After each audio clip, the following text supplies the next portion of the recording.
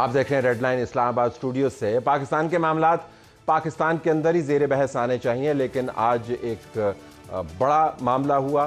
U S Congress کی committee hearing تھی جس کے سامنے مشہور زمانہ، بلکہ اگر پاکستان تحریک انصاف کا پرانا بیانیہ لیں تو بدنام زمانہ ڈونلڈ لو اسسٹنٹ سیکرٹری ساؤتھ ایشیا کے لیے ان کی بیان سامنے آیا، ان کی کراس کوسچننگ سامنے آئی۔ پاکستان تحریک انصاف نے اس کو اپنے آفیشیل ٹویٹر اکاؤنٹ سے بڑا پروموٹ کیا تھا اور کہا تھا کہ اس ٹیسٹیمنی کو دیکھیے گا، اس کے اندر سائفر کے بارے میں بات ہوگی، عمران خان کے بارے میں بات ہوگی۔ جب ٹیسٹیمنی کا آغاز ہوا اور اس کے اندر جو بات چیت ہوئی تو اب جو بیانیہ بنایا جا رہا ہے وہ یہ کہ ڈونلڈ لو جو ہے بنیادی طور پر بہت ہی برا کردار ہے اور اس نے جو باتیں کی ہیں وہ درست نہیں ہے۔ کمیٹی کے پروسیڈنگز کے دوران ڈسرپٹ کرنے کی کوشش کی گئی اور ایک عجیب و غریب قسم کا لباس پہنے ہوئے شخص کمیٹی کے اندر موجود تھا، اس نے نعرے لگائے اور کمیٹی کے جو ممبران تھے باوجود اس کے کہ یہ امریکہ ہے جہاں پر فری سپیچ جو ہے وہ آئینی طور پر پروٹیکٹڈ ہے اور اس کا حوالہ بار بار دیا جاتا ہے، انہوں نے اس شخص کو اٹھا کے باہر پھینک دیا اور کہا کہ اگر کسی اور نے ڈسرپٹ کیا تو ہمارے ضابطے بڑے کلیئر ہیں، آپ یہاں پر یہ کام نہیں کر سکتے۔ There is a time and place for ایوری تھنگ۔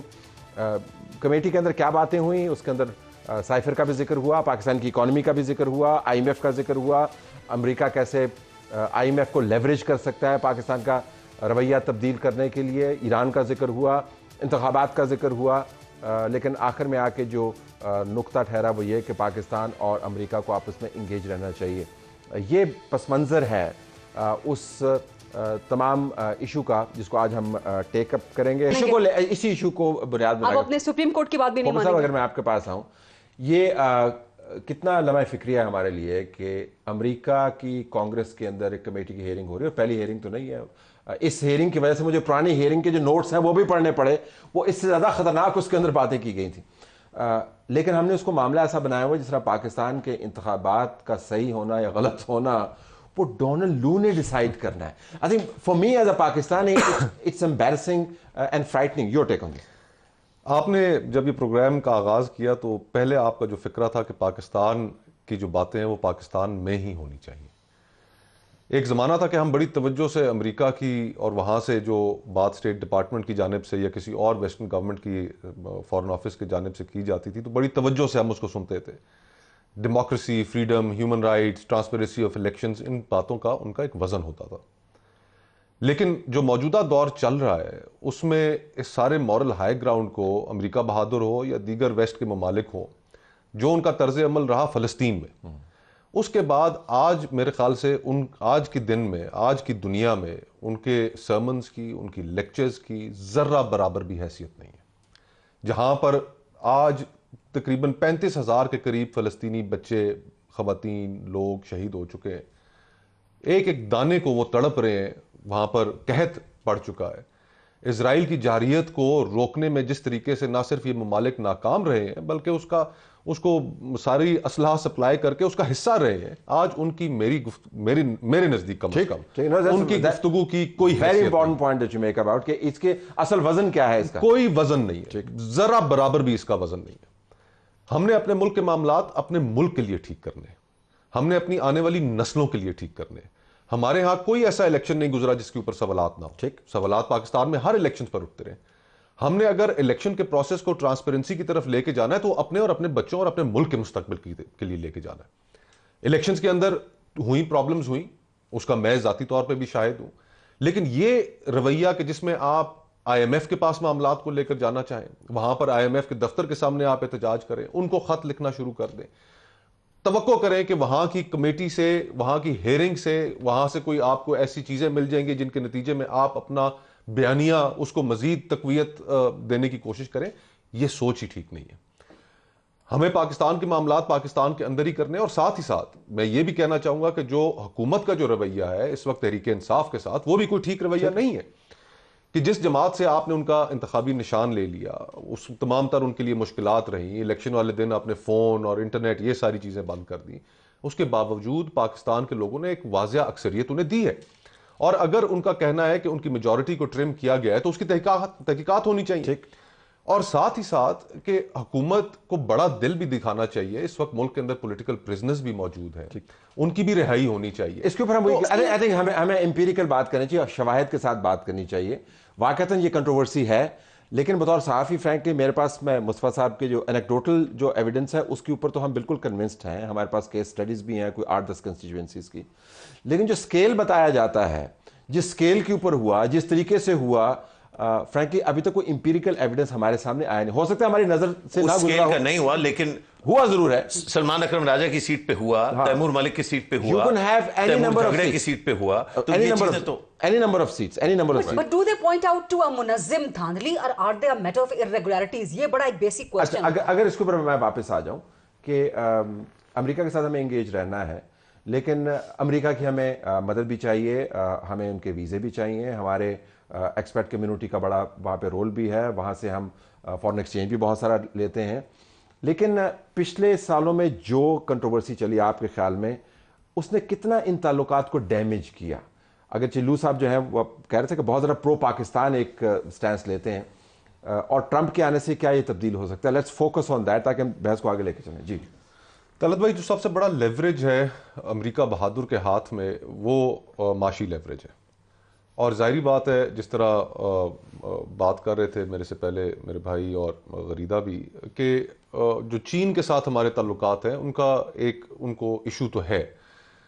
اب سوال یہ پیدا ہوتا ہے کہ ہم نے اس معاملے کو کس طریقے سے بیلنس کرنا ہے. ہماری جو اس ریجن کے اندر بھارت ایک ملک موجود ہے, ہمارے پڑوسی ملک موجود ہے جس کے ساتھ ہمیں لانگ ٹرم ان کے انٹرسٹ نظر آ رہے ہیں. افغانستان کی وجہ سے ان کی پاکستان کی یہ خاص اہمیت پاکستان کو حاصل تھی, لیکن اب پاکستان کو وہ اہمیت حاصل نہیں ہے. They've mentally checked out of the region. Long term ان کی جو اسٹریٹجک ایلائی ہے وہ انڈیا ہی رہے گا, اور انڈیا کے ساتھ ان کے جو تعلقات ہیں وہ شاید مزید مستحکم ہوتے چلے جائیں. اگرچہ آج, اب جسٹ فلیگ اے پوائنٹ, اگرچہ آج ڈونلڈ لو صاحب نے پاکستان کی دوبارہ جو نان نیٹو ایلائی والا اسٹیٹس ہے اس کو دہرایا اور کہا کہ ہمارے لیے بہت امپورٹنٹ ہے کہ پاکستان کے ساتھ انگیج کریں. مجھے بھی فرینکلی بڑی حیرت ہوئی کہ جس اصرار کے ساتھ پاکستان کی اہمیت کا ذکر کر رہے تھے, وہ اصرار ہمیں اس سے پہلے نظر نہیں آیا. طلعت بھائی, ظاہری بات ہے جب وہ چین کے کانٹیکسٹ میں ایک ان کی ٹریڈ وار بھی چین کے ساتھ چل رہی ہے, جس طرح باقی معاملات ہیں ان کے اس وقت چین کے ساتھ, جو یوکرین کے اندر ایک صورتحال بنی ہوئی ہے رشیا کے ساتھ, تو وہ ایک مخصوص تناظر میں اس وقت دنیا کو دیکھ رہے ہیں. ان کے لیے دو فرنٹس کھلے ہوئے, ایک چین کا فرنٹ ہے اور ایک یوکرینین فرنٹ ہے یورپ میں. تو یہ ان کے لیے, اور اس ساری صورتحال میں پاکستان کو اتنا بڑا فگر ان نہیں کرتا. پاکستان کو ابھی اس وقت اچھی بات ہے کہ دنیا کی توجہ نہیں ہے, امریکہ کی توجہ نہیں ہے. یہ جو سینکشنز والی بات ہو رہی تھی, ویزا ریسٹرکشنز والی بات ہو رہی تھی, اس ریجن میں بنگلہ دیش کی اگزامپل ہمارے سامنے موجود ہے کہ وہاں پر انہوں نے بنگلہ دیشی آفیشلز کے اوپر, جنہوں نے الیکشنز کے اندر ان کے الیکشن کمیشن کے لوگ تھے اور دیگر لوگ جنہوں نے الیکٹورل پروسیس کے اندر اس طرح نہیں کیا جس طرح انہیں کرنا چاہیے تھا, ان کے اوپر ویزا ریسٹرکشنز انہوں نے لگائیں. لیکن وہ معاملہ پاکستان کے ساتھ ہوتا نظر نہیں آ رہا. اور ہمیں اپنی سپیس تلاش کرنی ہے دنیا میں, اور ہمیں یہ فیصلہ کرنا ہے کہ ہمارے لیے وہ سپیس کیا ہوگی. پاکستان کا جو چہرہ دنیا کے سامنے موجود ہے اس کو ہم نے کیسے تبدیل کرنا ہے. If you could hold this thought, I'll start with you. اسی تھاٹ سے سپیس لینی ہے. میں ڈونلڈ لو کے اوپر بڑا تکیہ کیا تھا, ان کی ٹیسٹیمنی کے اوپر. ٹیسٹیمنی کے اندر سے کچھ نہیں نکلا, وہی نکلا جو امریکہ کے اندر پہلے کہا جا چکا ہے کہ کوئی سازش ہم نے نہیں کی تھی عمران خان کے خلاف. انتخابات کے اندر بے ضابطگیاں ہیں, ہم اس کو نوٹ کر رہے ہیں, ہم چاہتے ہیں کہ بے ضابطگیاں جو ہیں پاکستان کے آئین کے مطابق طے ہوں, ہم اس کو بڑا قریب سے دیکھ رہے ہیں. اور جب اس کمیٹی ہیئرنگ کو, جس کو پی ٹی آئی نے بڑا پروموٹ کیا, ڈسرپٹ کرنے کی کوشش کی, تو انہوں نے بندوں کو اٹھا کے کمیٹی روم سے باہر پھینکوا دیا. اب ہم اس کے اوپر آ رہے ہیں کہ پاکستان کو اپنے بیانیے کو آگے لے جانے کے لیے مصطفیٰ کوکر صاحب بات کر رہے تھے, ایک سپیس تلاش کرنی ہے. So I interrupted you, apologize for that. Go ahead, بتائیے سپیس کیسے تلاش کریں. دیکھیں, سپیس تلاش کرنے کے لیے سب سے پہلے تو آپ کا جو چہرہ ایک دنیا کے سامنے پیش ہوتا رہا ہے, غلط یا صحیح, آپ کو اس کو ٹھیک کرنے کی ضرورت ہے کہ 80,000 90,000 شہادتیں دینے کے باوجود آج بھی اگر پاکستان کے لنکس ڈسکس ہوتے ہیں طالبان کے ساتھ, اور وہ جو ساری کی ساری ہماری پالیسی تھی وہ بڑے برے طریقے سے بیک فائر کر گئی. اس وقت تمام لوگ وہاں, کچھ لوگ کہتے رہے کہ جناب یہ ایک ہی سکے کے دو رخ ہے, ان کے اوپر اتنی انویسٹمنٹ نہ کیجئے. یہ انہوں نے بعد میں ہمارے خلاف انہوں نے پلٹنا ہے, اور آج وہی صورتحال ہے جو پاکستان کو جس کا چیلنج کا سامنا ہے. ہمیں پاکستان کو اگر سپیس تلاش کرنی ہے تو اس سپیس کو تلاش کرنے کے لیے سب سے پہلے آپ کو اپنی ملک کے اندر کے جو معاملات ہیں ان کو ٹھیک کرنا پڑے گا، اپنی معیشت کو ٹھیک کرنا پڑے گا. نہ کہ آپ کا یہ ہو کہ دنیا کے جس ملک کے سربراہ کو آپ کے سربراہ کا فون جائے تو وہ آگے سے گھبرا جائے کہ یار یہ پیسے منگنا آ رہے ہیں. ٹھیک.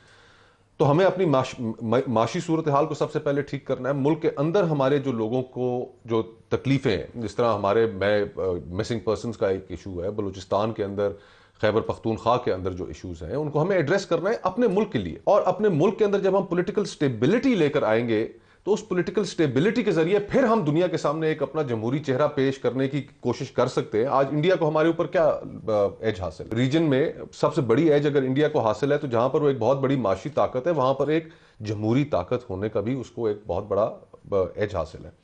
ہمیں اپنے معاملات درست کرنے، ہمیں اس طرح کی جو تمام ماضی کی جو ہم پالیسیز جن کو پرسو کرتے رہے، جن کا نتیجہ کچھ نہیں نکلا اور ہمارا تشخص بھی خراب ہوا، ہماری قربانیاں بھی رائے کہاں گئیں، دنیا ان کو تسلیم نہیں کرتی، اس سارے اپنے رویے کو ٹھیک کرنا پڑے گا. اور پاکستان کا جو مستقبل ہے میرے نزدیک وہ ایک ماڈرن پروگریسو اسلامک ملک کے طور پہ ہے. پروگرام میں خوش آمدید. تو لیٹس سٹارٹ ود دس کہ ہم نے اگر پاکستان کا بیانیہ بنانا ہے تو ریاست پاکستان نے بنانا ہے، حکومتوں نے بنانا ہے، سیاستدانوں نے بنانا ہے، بزنس کمیونٹی نے بنانا ہے، یا ایکسپیٹ کمیونٹی میں بنانا ہے؟ Your take. دیکھیں there has to be a national purpose اور ایک ڈائریکشن ہونی چاہیے. ہمارے ملک کی اس وقت کوئی ڈائریکشن نہیں ہے، چاہے وہ کوئی بھی ہو. ایک اجتماعی سوچ اور اس کے اوپر اکٹھے ہونے کے بعد ملک اور قومیں آگے بڑھتی ہیں. ہم انفارچونیٹلی پچھلے 30-40 سال سے 3-4 دہائیوں سے ہماری جو ریجن کے اندر ہوتا رہا اس کا ہمارے پر امپیکٹ ایسا آیا کہ اب ہم بالکل ایک سیکیورٹی سٹیٹ کی ایک شکل اختیار کرتے جا رہے ہیں.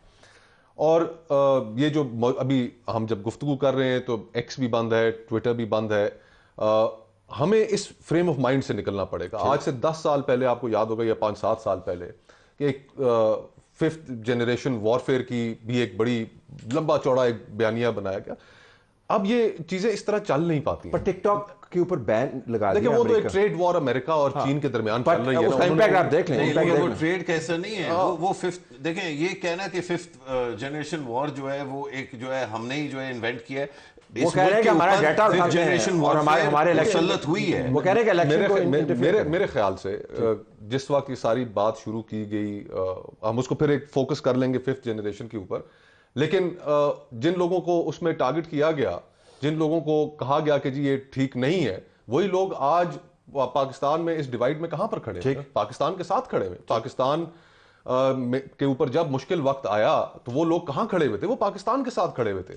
تو ہمیں اس فریم آف مائنڈ سے یہ سیکیورٹی سٹیٹ کے اندر ایک ایسی سوچ ڈیولپ ہونا شروع ہو جاتی ہے کہ جس میں آپ اپنے شہریوں کو شک کی نگاہ سے دیکھنا شروع کر دیتے ہیں. ہمیں اپنے شہریوں پہ اعتماد کرنا ہوگا. ملک کے اندر ہمیں خوشحالی لے کر آنی ہوگی. ایک ملک کا بیانیہ کیا ہوتا ہے؟ دنیا کے اندر سکسیسفل ملک کن کو گنا جاتا ہے؟ ان کو گنا جاتا ہے کہ جہاں پر ملک کے اندر انصاف ہو، خوشحالی ہو، تعلیم صحت کا نظام وہاں پر بہتر ہو، وہاں پر جو ان کے جھگڑے ہیں وہ سپل اوور ہو کے دوسری ریجنز میں نہ جا رہے ہوں اور دوسری ریجنز کے جھگڑوں کو وہ اپنے ملک کے اندر نہ لے کر آ رہے ہوں. اور انوینٹیونیس، انوویشن، یہ آج کے دور کے اندر کی نئی چیزیں جن کے اوپر ہماری بالکل کوئی توجہ نہیں. ہماری توجہ ہے. تو آپ دیکھیں اس طرح نہ کریں. ہماری توجہ ہے، وہ ہم سیاست میں اس کو بہت استعمال کرتے ہیں. ہم نے تجربہ گاہ بنایا ہوا ہے. ہمارے یہاں جو انوینشنز ہوئی ہیں کہ انتخابات میں سے نتائج کیسے نکالنے ہیں، ثانی نہیں ہے ہمارا. تو ہمیں اگر دنیا کے اندر اپنا ایک نیا چہرہ لے کر آنا ہے تو اپنے آپ کو نارمل کرنا پڑا ہوگا. Okay, let me do this round. So ہمیں ایک نارمل جمہوری پروگریسو ملک کی طرح کام کرنا ہے جس کے پیرامیٹرز بنے ہوئے ہیں. کوئی ہمیں ویل انوینٹ کرنے کی ضرورت نہیں ہے. آپ نے 6 کام یہاں پہ کرنے ہیں، 6 کام یہاں پہ کرنے ہیں. You don't agree with that? Absolutely not. Okay, کروں گا اس جملے کے ساتھ پروگرام ختم کرتے ہوئے کہ all foreign policy is an extension of your domestic policy. اگر آپ نے ڈومیسٹک پالیسی کو درست نہیں کیا تو فارن پالیسی کے معاملات ایگزاسربیٹ ہو جائیں گے. ان چیلنجز کو مانتے ہوئے جو پاکستان کے یونیک حالات سے ان کا تعلق ہے، جس کی وجہ سے ہائیبرڈ ماڈل بھی ہمیں بعض اوقات کرنا پڑتا ہے.